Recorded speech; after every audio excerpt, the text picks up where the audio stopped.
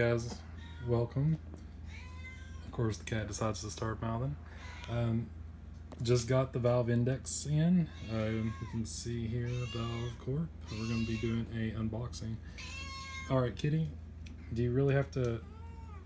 Okay.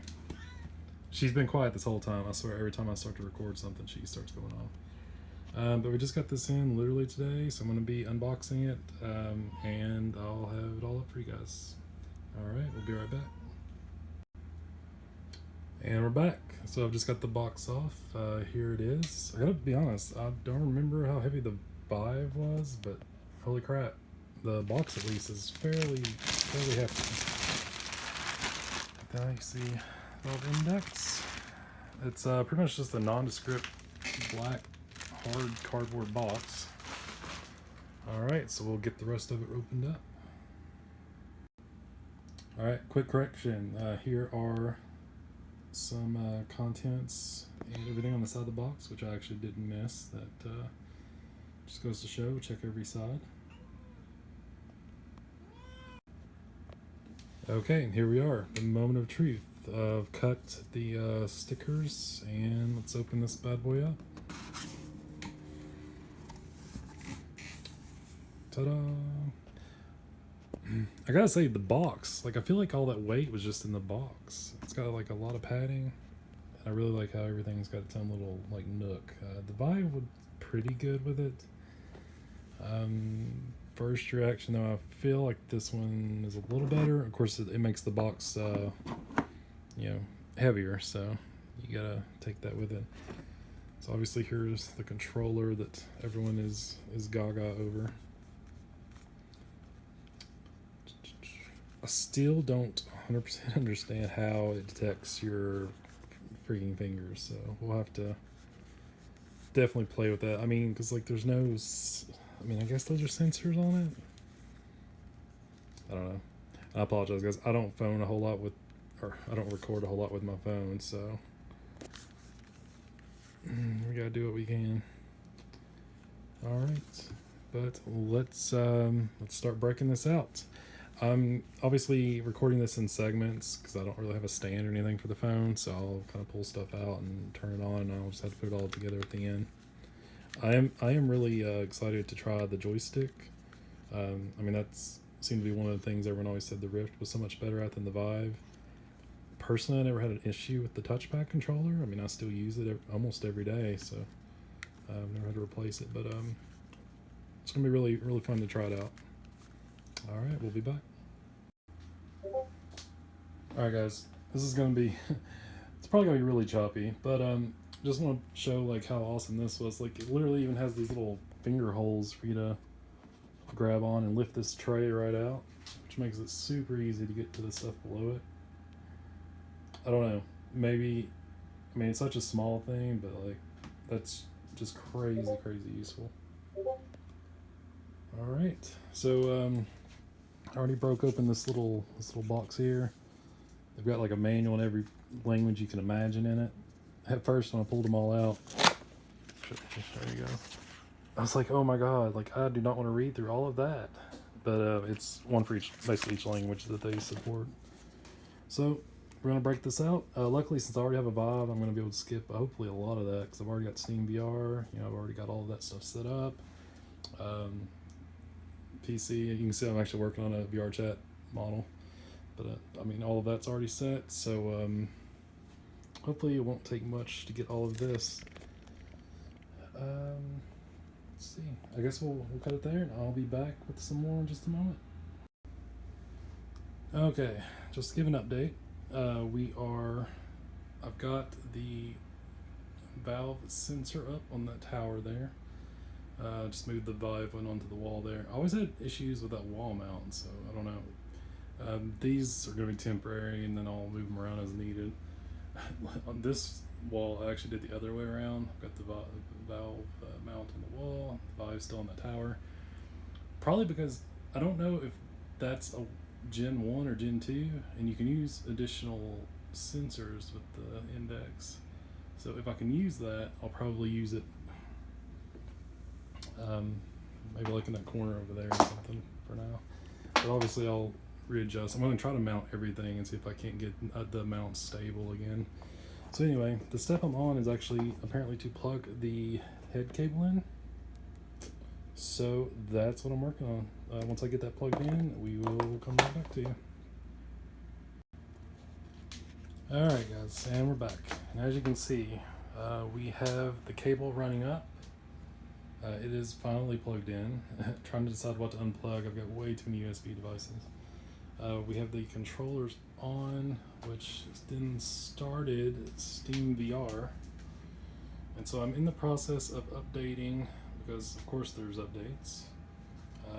Once I have these updated and we actually kind of get into, you know, a working version with the controllers, I'll be right back to you. Alright guys, as you can see, we are good to go. Everything is on.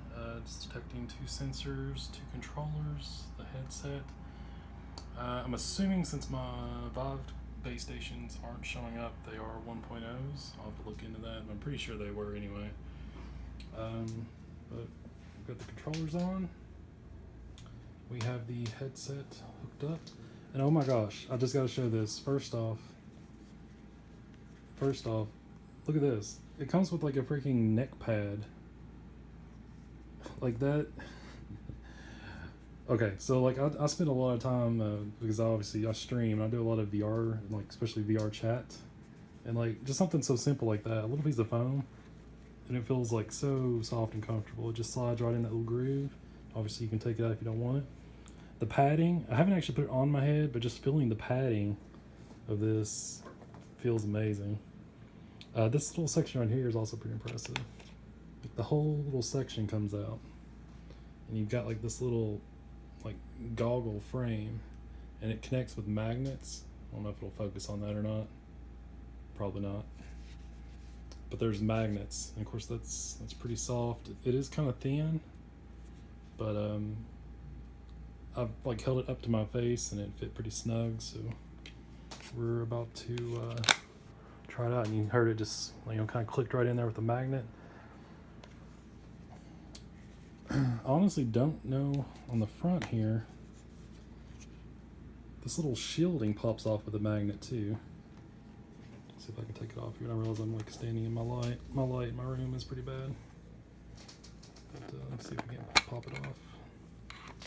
Okay, so you can see there, it's like it's got a grill. There's like a USB plug in there. I don't even know what that's for. I'm gonna have to look that up. Like I legit don't even know. I mean, can you put a thumb drive in there? Like, why would you? I don't know. So something to look into. I'm assuming those are the cameras right here on the front, which there's 2 of them. That's kind of interesting. But there you have it. I don't really have a good way to video myself using it. So what I'm probably gonna do, I'm gonna cut here. I'm gonna jump into something real quick, give it a whirl, and I'll cut back and give you my impression. Hey guys, I'm back. Alright, so I just jumped into some VR chat, kind of hung out with a friend for about 10 minutes or so trying it out. And so here is at least my personal rundown on it so far with just 10 or 15 minutes in it. As far as comfort, some pros and some cons. The little padding in the back that I showed you before is very nice. Feels really nice in the back of your neck and head. The overall, the padding right here is also very nice. I did have one negative though, and it might just be because I haven't played with the straps enough to get the perfect fit.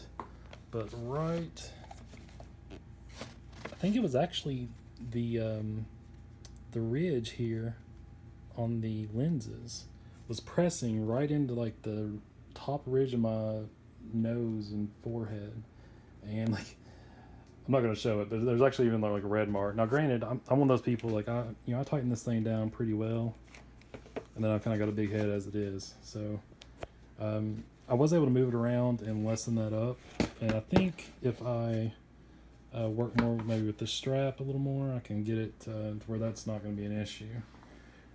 But it was for this run, at least in, this little bit of time that I was dealing with it. As far as clarity and the visuals, definitely better than the Vive. You much less. Well, actually, I hardly could even notice looking for it, that screen door effect that you get from the Vive and the others, where you get all the little circles. Field of view was definitely larger, but you could still see the sides, so it still kind of got the goggle effect going on. The only real way around that is if you have, an HMD that goes literally all the way around your face. Controllers were pretty nice. Getting used to like doing all the hand gestures, at least in VR chat, it's going to be kind of a pain in the ass where I'm so used to the Vive. I've also kind of got really big hands, so I think I've got to tweak the adjustments quite a bit more. Like just trying to remember to keep all your hands on it to do fist, for example, in VR chat is a little weird because this really isn't a fist, so it's a little weird. The one I had hard for those that play VR chat, the one I had a hard time doing was the rock and roll, which I know what rock and roll is, but it wouldn't detect this pinky coming off of the controller. So I don't know if it's because of my hand placement, like I tried moving them around. I don't know if it's because I'm assuming this is what actually senses it, and it's not got anything to do with this. I've not really looked into that, to be honest. But I'm going to play with it more. The rest of it was pretty nice. At least in VR chat's case, it was nice because you can press on the joystick on your left controller. On the left controller. And you can disable your facial gestures. That way you're not doing all kinds of weird stuff while you're talking to people. Look like you're having some kind of attack. But when gestures are on, also, if you don't do the same gesture on each hand, it tries to mix them up. So that was a little weird. But that's just a matter of, getting it to work with VR chat. It's not really a comment on the controllers itself. So all in all, it's pretty nice. The only real other complaint that I had, which I knew I was going to have from the get-go, is this. The cable. Oh my god, the cable. See, I had actually, here's my Vive. You can see I've got the wireless adapter on it. So I was not real thrilled about going back to being wired in. I do have these where I'll run the cable through the roof on these little pulley systems to kind of get it up off the floor, off my feet. But man, I hope they incorporate wireless into it. Preferably the Vive wireless, since I've already got it, but any wireless, to be honest.